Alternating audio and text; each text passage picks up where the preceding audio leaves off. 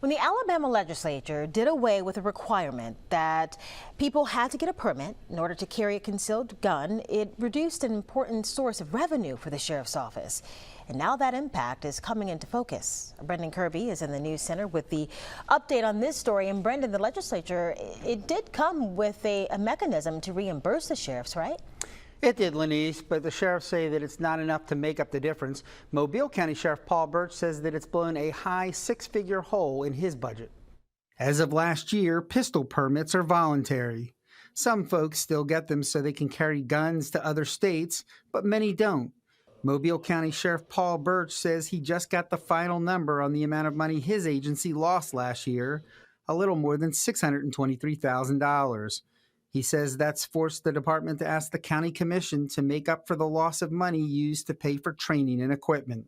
County Commission's been great to us with the funding. However, they have many other departments other than the sheriff's office that they have to fund.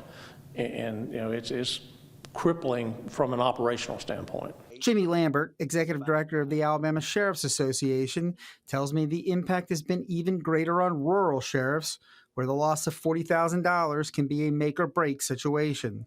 Lambert says it's indirectly impacted staffing in some places, as sheriffs have had to pull money from their general funds to cover expenses previously paid for with pistol permit fees.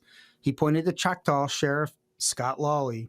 The sheriff himself was having to do a majority of the patrolling because he did not have the funding to hire a deputy. There's pending legislation that would provide more funds for costs pistol permit fees traditionally have paid for. For instance, one bill would provide for a $50 per document fee paid by private companies that use sheriff's departments to serve court papers. Another would increase the payment sheriffs get from the state government to extradite out-of-state prisoners from $8 to $100 per day and raise the mileage, currently at 10 cents a mile. And another bill would raise the state jail food reimbursement from $2.25 per day per prisoner to $3.25 per day per prisoner.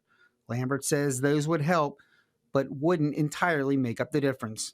Yeah, in some areas you either have layoffs or you're at a point where you're not able to hire a deputy to come on, or your salaries just can't be at the levels they were, because the counties are now having to try to help the sheriff backfill as best they can, but the funding still doesn't reach the levels of what they lost. Lambert tells me that some larger sheriff's offices have loaned radios to sheriff's offices in small rural counties so that they can communicate. Reporting live in the news center, Brendan Kirby, Fox 10 News.